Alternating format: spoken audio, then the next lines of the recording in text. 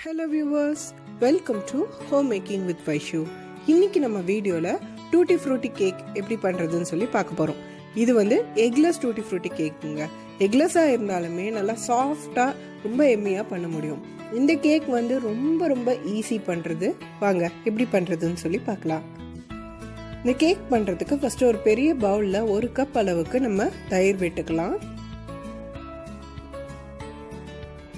இது கூடவே ஒரு அரை டீஸ்பூன் பேக்கிங் சோடா, அப்புறம் 1 டீஸ்பூன் அளவுக்கு பேக்கிங் பவுடர் இதை சேர்த்துட்டு இதை நல்லா மிக்ஸ் பண்ணி விட்டுக்கலாம்.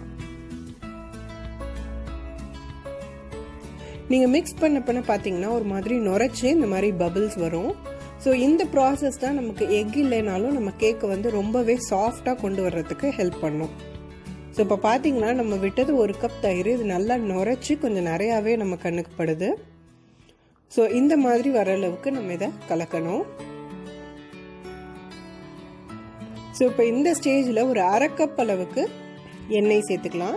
இது வந்து ஃப்ளேவர் இல்லாத எண்ணெயாக விட்டுக்கோங்க. இல்லை உங்களுக்கு ஃப்ளேவர் இல்லாத எண்ணெய் விடாமல் ஆலிவ் ஆயிலோ இல்லை தேங்காய் எண்ணெய் அந்த மாதிரி சேர்க்குற மாதிரி இருக்குன்னா ஒரு டீஸ்பூன் அளவுக்கு வெண்ணிலா எசன்ஸ் சேர்த்துக்கோங்க. அது வந்து அதை டேலி பண்ணிடும். பட் ப்ரிஃபரன்ஸ் வந்து ஃப்ளேவர் இல்லாத ஆயில் மாதிரி எடுத்துக்கோங்க. இப்போ இதோட ஒரு 3/4 கப் அளவுக்கு சர்க்கரை, நான் வந்து ரிஃபைன் பண்ணாத சுகர் எடுத்திருக்கேன், அதான் இந்த கலரில் இருக்குது. நீங்கள் ஒயிட் சுகர் எடுத்திங்கன்னா நம்ம கேக் இன்னும் நல்லாவே ஒயிட்டாக சூப்பராக வரும். ஸோ உங்கள் விருப்பம்தான்.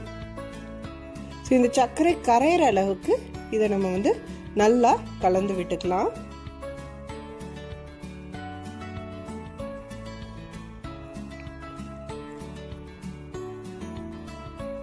இந்த சர்க்கரை கரைஞ்சதுக்கு அப்புறமா இதோட நம்ம 1/2 கப் அளவுக்கு கோதுமை மாவு சேர்த்துக்கலாம். நான் வந்து என்னோட குழந்தைக்கு ரொம்ப பிடிக்கும் இது. ஸோ அதனால நான் வந்து கோதுமை மாவு சேர்த்துக்கிறேன். நீங்கள் மைதா மாவு வேணாலும் சேர்த்துக்கலாம். மைதா மாவு சேர்த்து வெள்ளை சர்க்கரை சேர்க்கும் போது ரொம்பவே ஒயிட்டாக இந்த கலர்ஃபுல்லாக இந்த டூட்டி ஃப்ரூட்டிலாம் சேர்க்கும் போது ரொம்ப அழகாக இருக்கும் கேக். இது உங்களுடைய விருப்பம் தான். ஸோ இந்த மைதா போட்டுட்டு நான் நல்லா கலந்துக்கிறேன். ஸோ இது வந்து திக்னஸ் அட்ஜஸ்ட் பண்ணுறதுக்கு நீங்கள் பால் இல்லைன்னா தண்ணி சேர்த்துக்கலாம். பால் சேர்த்தா ரொம்பவே நல்லாயிருக்கும்.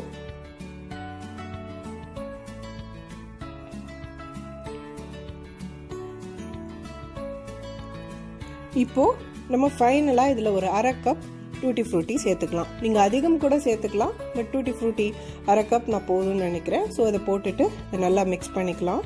டூட்டி ஃப்ரூட்டி எப்பவும் ஒன்னோட ஒன்று ஒட்டி கலந்துருக்கும். ஸோ அதனால் நீங்கள் நல்லாவே கலந்து விட்டுக்கோங்க. அப்போ தான் அது தனித்தனியாக அங்கங்கே இருக்கும், இல்லைன்னா ஒரு மாதிரி கிளம்ப் ஆகி இருக்கும்.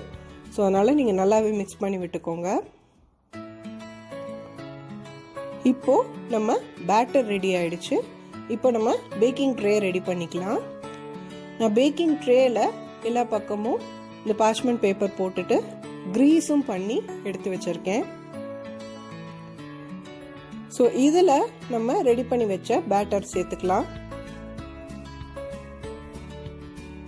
சேர்த்துட்டு ஒரு 2 தடவை டேப் பண்ணிக்கலாம். இந்த டேப் ஏன் பண்ணுறோன்னா அப்போ தான் அதில் நுரை ஏதாவது ஃபார்ம் ஆயிருந்ததுன்னா அது வந்து வெடித்து ஈவனாக ஸ்ப்ரெட் ஆகிக்கும். ஸோ இப்போ வந்து நம்ம அவன் வந்து 350 டிகிரிஸ் ஃபாரன்ஹீட்டில் 40 மினிட்ஸ் கிட்ட நம்ம அதை வைக்க போகிறோம். ஸோ நான் வந்து 350 டிகிரி ஃபாரன்ஹீட்டில் முன்னாடியே ப்ரீஹீட் பண்ணி வச்சுட்டேன். அதாவது நீங்கள் இந்த மாவெல்லாம் கலக்கிறதுக்கு முன்னாடியே அவனை ஆன் பண்ணிட்டீங்கன்னா ஸோ அந்த பேட்டர் ரெடி ஆனோன்னா உங்களுக்கு டக்குன்னு நீங்கள் அவனில் வச்சிடலாம். ஸோ இதுவே ஸ்டவ் டாப்பில் பண்ணுறவங்க வந்து லோ ஃப்ளேமில் சால்ட்டோ ஏதாவது ஒன்று போட்டுட்டு ஒரு ஸ்டாண்ட் போட்டு அது மேலே நீங்கள் வச்சு மூடி வச்சிடலாம். நான் வந்து கேக் வீடியோ அட்டாச் பண்ணுறேன். இதுக்கு முன்னாடி நான் ஒரு கேக்கில் நான் எப்படி ஸ்டவ்வில் பண்ணுறது அப்படின்னு சொல்லி காமிச்சிருந்தேன். அந்த வீடியோ வந்து கீழே டிஸ்கிரிப்ஷன் பாக்ஸில் நான் உங்களுக்கு லிங்க் பண்ணுறேன். நீங்கள் ஸ்டவ்வில் பண்ணுறதா இருந்தால் அதை பார்த்துக்கோங்க. ஸோ இந்த மாதிரி வச்சுட்டு நம்ம ஒரு 40 மினிட்ஸ் கழித்து இது எப்படி ரெடியாக இருக்குது அப்படின்னு சொல்லி நம்ம எடுத்து பார்க்கலாம். இப்போ 40 மினிட்ஸ் ஆயிடுச்சு. நம்ம கேக் சூப்பராக ரெடியாக இருக்குது. நீ பாருங்கள் எவ்வளோ அழகாக இருக்குது. ஸோ இதை நம்ம ஆறுனதுக்கு அப்புறமா கட் பண்ணிக்கலாம். இந்த கேக் கொஞ்சம் கட் பண்ணும் போது உடையும். ஏன்னா நம்ம வந்து டூட்டி ஃப்ரூட்டி சேர்த்துருக்கோம் இல்லையா, ரொம்ப க்ரம்பிள் ஆகாது. பட் மைல்டாக அது வந்து க்ரம்பிள் ஆகும். ஏன்னா நம்ம டூட்டி ஃப்ரூட்டி அங்கங்கே இடுக்கில் இருக்கிறதுனால ஸோ அது வந்து கட் ஆகும். ஸோ அது மைண்ட் பண்ணிக்காதீங்க. ஸோ இப்போ பார்த்தீங்கன்னா இவ்வளோ அருமையாக நம்ம கேக்கு சூப்பராக ரெடி ஆயிருக்கு. நீங்களும் இந்த கேக்கை ட்ரை பண்ணி பாருங்கள். எப்படி இருந்தது அப்படின்னு சொல்லி எனக்கு கமெண்ட் செக்ஷனில் கமெண்ட் பண்ணுங்கள். இந்த வீடியோ உங்களுக்கு பிடிச்சிருக்குன்னு நினைக்கிறேன். ப்ளீஸ் லைக் பண்ணுங்கள், ஷேர் பண்ணுங்கள் அண்ட் மறக்காமல் சப்ஸ்கிரைப் பண்ணுங்கள். அண்ட் அந்த பெல் ஐக்கான் கிளிக் பண்ணிங்கன்னா உங்களுக்கு நான் எப்போ வீடியோ போட்டாலும் டக்குன்னு நோட்டிஃபிகேஷன் வரும். Thanks for your time. Take care. Bye.